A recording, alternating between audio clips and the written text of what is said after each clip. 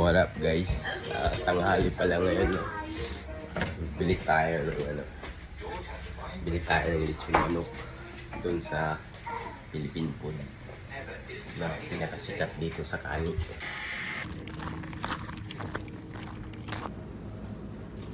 So dito guys, meron din mga bentang damo o gulay pala, mga bagong pitas pa yung mga yan, napakasariwa pa oh.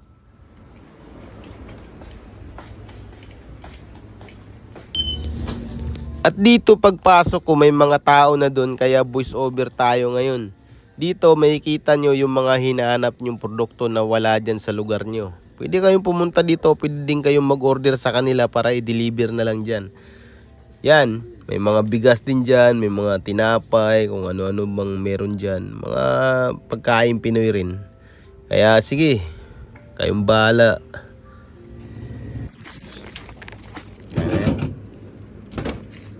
Chop.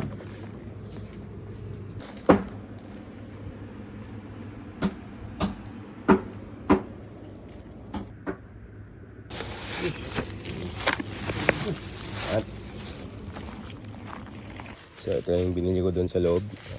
Isang basta pan.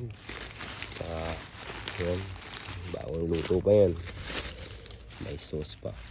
Dito nyo lang mabibili yan. Pinaka the best na Philippine food dito sa aming lugar. Ayan, ang pangalan no. Yan. Kaya pag pumunta kayo dito, madali nyo lang makita tong lugar na to. Kahit search nyo lang yan sa mapa, lalabas din yan. Uwi na sana ako kaso inutusan ako ni Madam. Pili mo yung napkin. Aktor, bibili ng napkin no. Wala tayong pakialam dyan. Susunod yung boss natin. Ayan. Maraming tao din. Dito ka mabibilib kasi wala silang pakialam dyan. Natatawa o ganun ba. Titingin lang yan pero wala yung pakialam. Ayan. So pauwi na tayo. So yan yung lechon. So ayan, kitang kita nyo naman sa video. Napakasarap tingnan at napaka juicy.